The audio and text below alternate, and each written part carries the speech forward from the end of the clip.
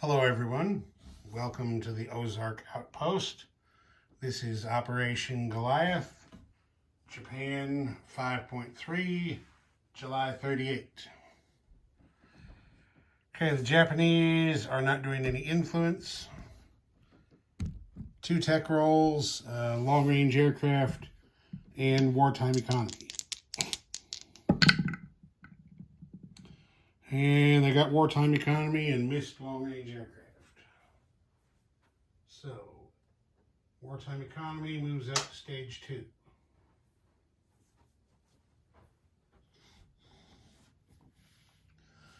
Okay, for their purchase, the Japanese had 22 yen in the bank. They spent 6 to complete the major factory at Honshu, 4 on the 4th Kure SNLF, 6 on 2 infantry, and 4 on an artillery, saving 2. And now for combat. As you may suspect, there's going to be a little bit of it. Alright, here's what's going on. If you remember, the 2 fleets were up here in Sea Zone 89 off Formosa. I went ahead and moved them for the sake of simplicity. This is how things are going to shake out. Everybody comes down here into the Philippine Sea. You have 1 destroyer.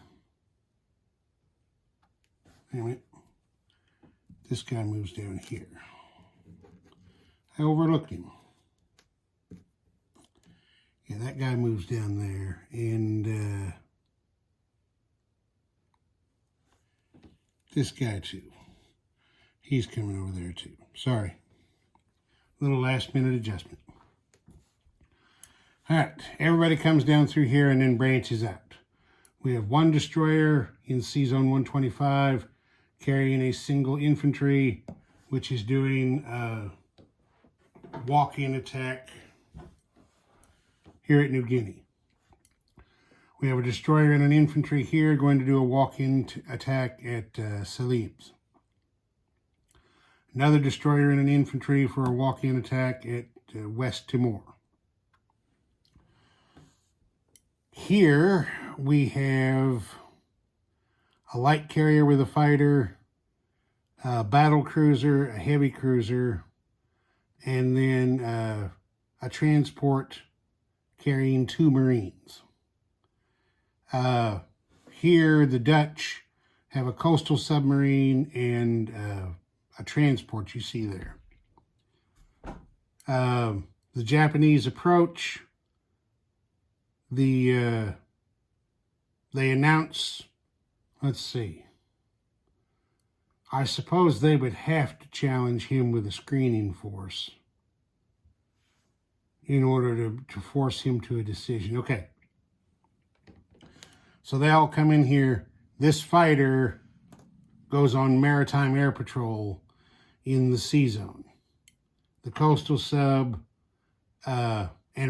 is going to attack the coastal sub, and then we'll go from there.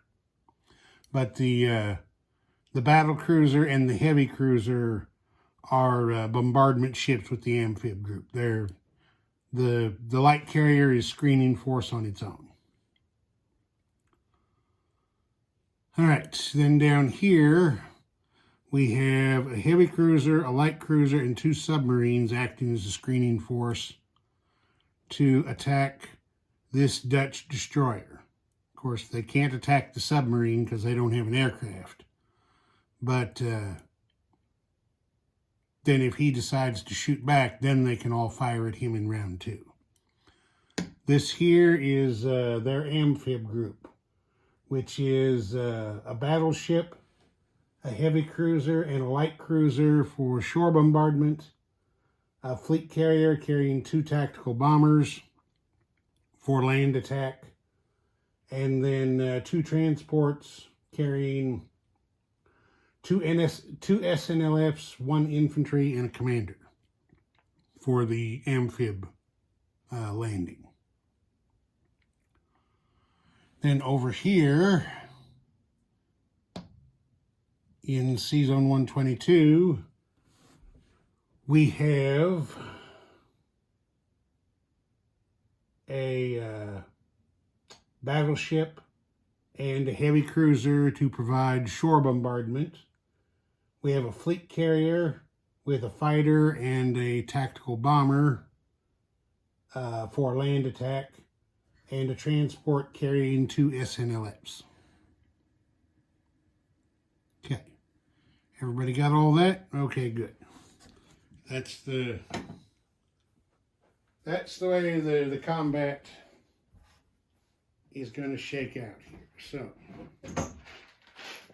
let's just get started. Let me get some roundels here. I'm going to run back and forth a little bit. Okay, so our first attack here is at New Guinea. It is an unopposed amphib landing. Boom. Second attack is here at Celebes, unopposed amphib landing. Boom.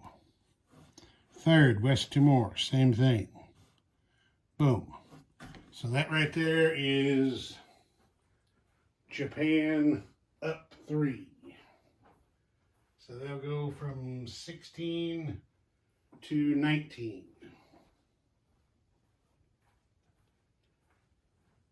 Those are the freebies. Now we'll get into things a little bit here. We're going to do Borneo first. So we have a fighter attacking this coastal sub to try to clear the way for the amphib group. So, move some stuff out of the way. The fighter attacks. Misses with a 7. The coastal sub, that captain decides he is going to live to fight another day. So he submerges and takes himself out of the action rather than defending. Now, since it's by itself, the Dutch transport is auto-killed and the C-Zone is clear for the landing.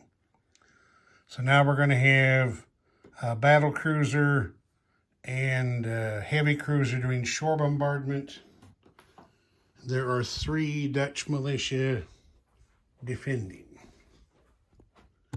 So let's do shore bombardment first.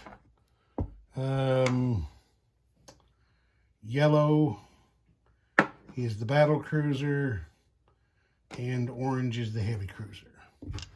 7 and 6. Well, look at that. There's 2 shore bombardment hits. Oh, no, wait. No, that's a miss. This one is a hit. 1 shore bombardment hit. Okay, so that takes away 1 Dutch militia. So now they have 2 defending. There are, that's the one with 2 Marines. Yeah. 2 Japanese Marines attacking. So Japanese Marines attacking on a 2. Dutch militia defending on a 2. That's not mountain, is it? I think it's just jungle. Yep, that's just jungle, and that doesn't have any effect on Marines. So here we go. Everybody missed. Okay, there's 1 hit by an attacker, so take out a defender. 2 on 1.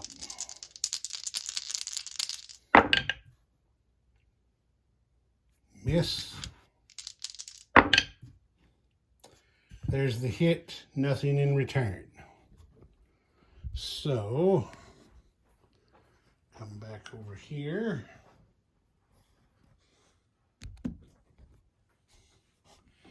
This guy, of course, wasn't able to get in on the action, so he's auto-killed. The Dutch militia are gone. slide the oils up there. Get a Japanese roundel in there. The Japanese did not take any losses. So there's 2 Marines on Borneo. And that's Japan up 2 more. So that takes them up to 21.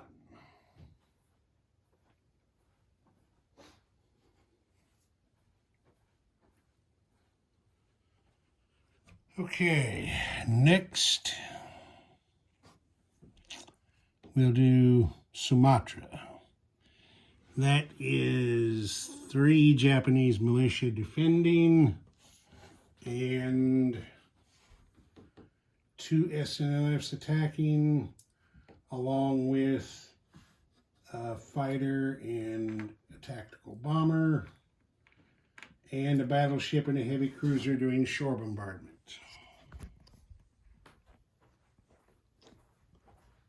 So we'll go over here. Okay, I just realized I screwed up that shore bombardment at Borneo. That was not a hit. So we've still got 1 Dutch militia going against 2 Japanese Marines. Hit and hit. So the Japanese still take the territory, but they lose 1 Marine doing it. So let me make that correction.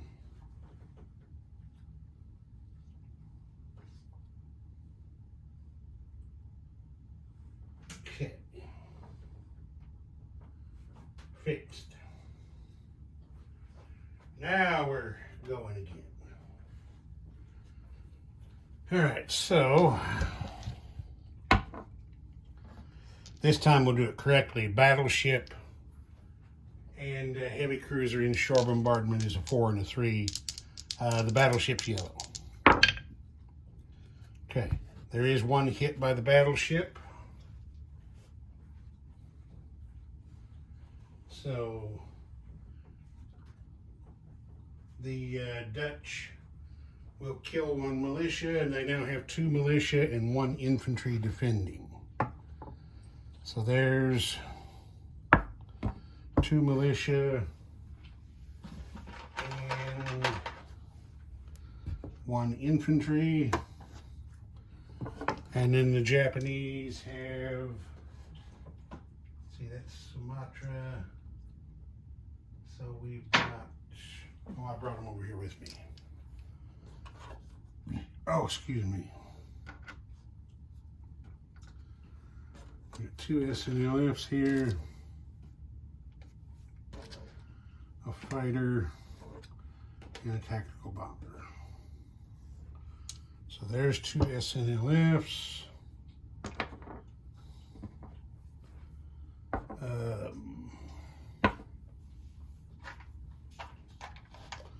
There's a fighter and a tactical bomber.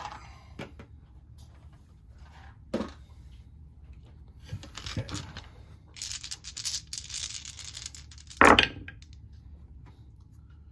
Okay, there's 1 defense hit.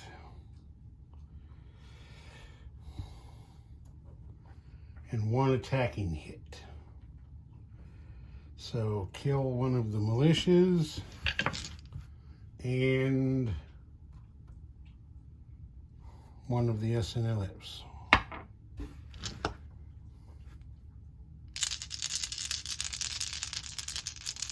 Okay, there's 1 attack hit. Wow. These guys are not rolling very good. Okay, kill the other Dutch militia. Go again. There's 1 infantry left defending now. He scores a hit, but he is killed. And, well, they got to have an SNLF left to take the territory. So the Japanese are going to have to kill their fighter.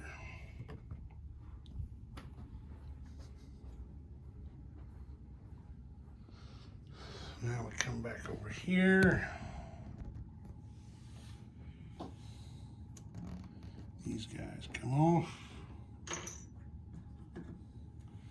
Japanese roundel goes on. One SNLF survives.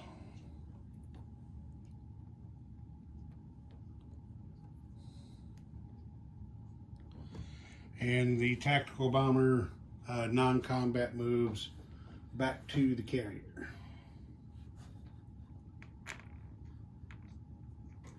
Okay, so that's Japan up 2 more from 21 to 23.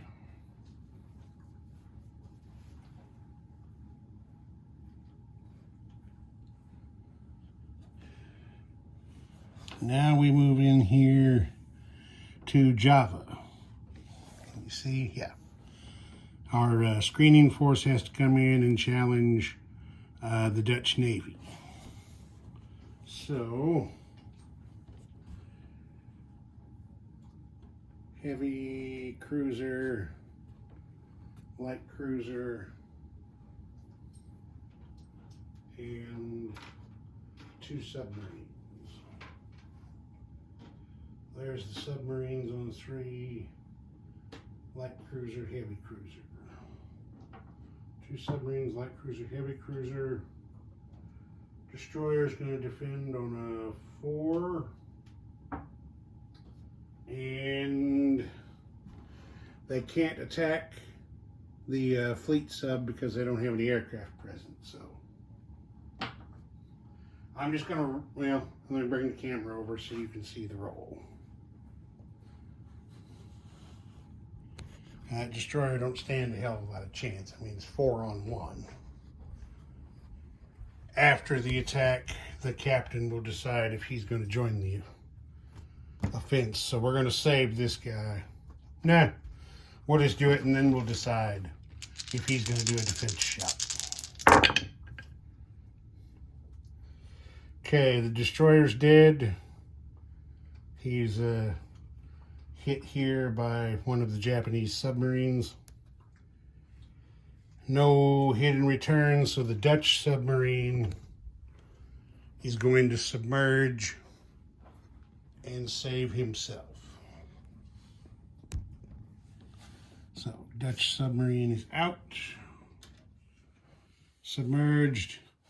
Okay, now from the amphib group, we have a battleship, a heavy cruiser, and a light cruiser doing shore bombardment. Because we have 3 land units attacking, 2 SNLFs and an infantry. So let's get over here and get things. We have 1 infantry defending and 2 militia defending. So there's 1 infantry and 2 militia. And then for the Japanese, we have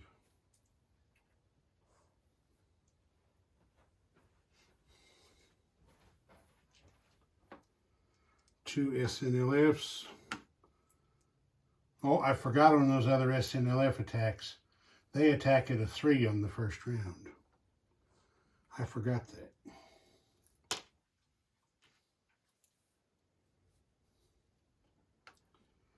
I did. Bad boy me. Anyway, the infantry is also going to be attacking at a 3 because of commander bonus. And then there will be 2 tactical bombers at an 8 because of commander bonus. So, there's the attackers, there's the defenders.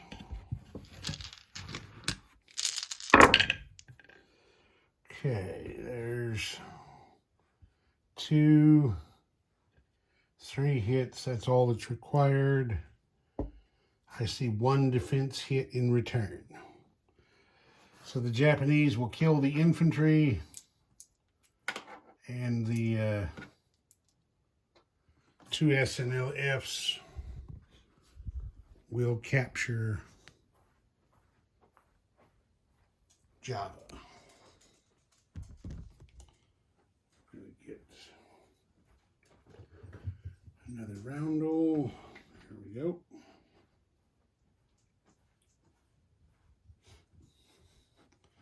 Get that roundel on there. There's the commander that went ashore with him.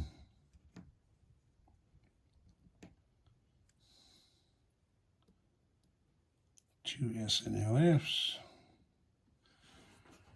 Japan goes up two more from 23 to 25.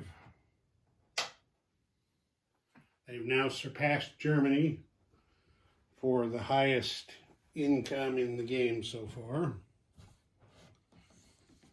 And there you pretty much have it. The Japanese have captured the entirety of, well, they've captured all of the Dutch East Indies except for the Maluku Islands, which don't have an IPP value. They may think about that at a later date. So, what the Dutch have remaining here is a fleet submarine and a coastal submarine. And that's it. The rest of their forces have been wiped out. So, I'll clean all this up with task force cards and make it a little less congested off camera. Let's just continue on with the turn now. That was combat,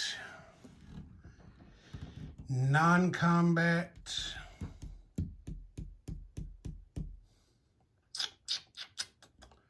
non-combat.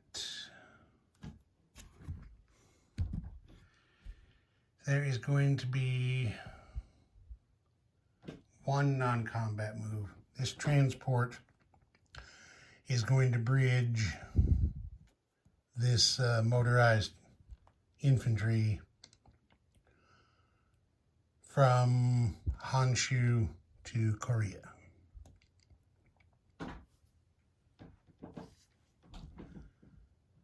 And that's that. Okay, place units.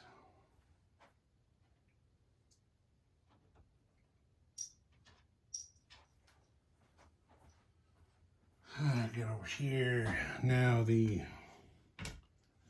major factory goes here at Honshu. Let's see, the SNLF is required to go at Kyushu.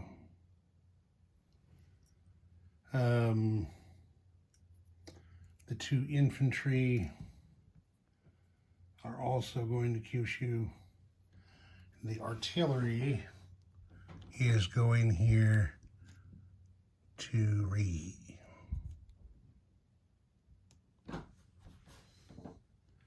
Okay, that's that. Collect oil. Now, if I remember right from reading through those rules, the Japanese lose a United States oil for attacking, making a combat move in China. But it does. Again, this is one of the, I guess, negatives to combining expansion sets. Is, you know, one set says, okay, this is the rule for this, and then another set that's involved in the same thing sometimes has a different rule for the same scenario. But I'm going to say, in fairness, that because of the attack on the Dutch East Indies, the United States is going to take away one export oil from Japan. So they will only be collecting, or they'll only have two U.S. oil available. And then down there in the Indies, I think you can see from here, they have just captured 3, 6, 7 oil wells. So 7, they're still at peace because the Netherlands is a minor, not a major power. So 7 divided in half, rounded up, is 4, plus 2 from the Americans makes 6 oil this turn. The Japanese spent 1 on land operations, 1 on naval, 1 on air. That's 3. They also moved, 4 capital ships, 2 fleet carriers and 2 battleships. So that's 4 more, makes 7. They didn't produce any planes or ships. So their oil is even. They used 7 and they collected 7. And then money.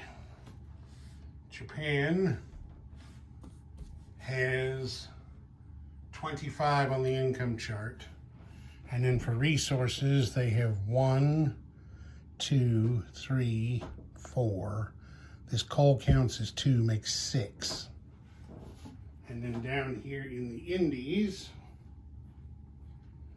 they have picked up a rubber on Borneo and a coal on Sumatra.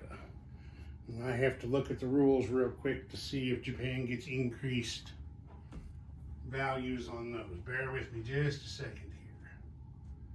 See, that's resources.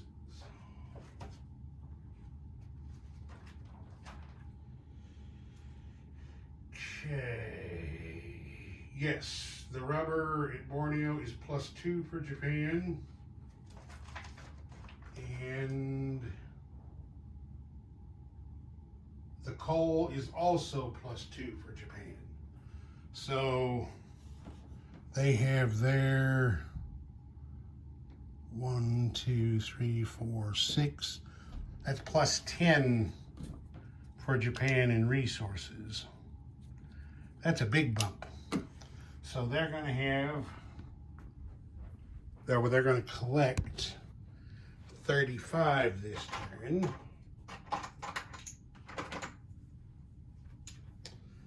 Plus the 2 they saved will make 37 yen in the Japanese treasury. And I think that's that.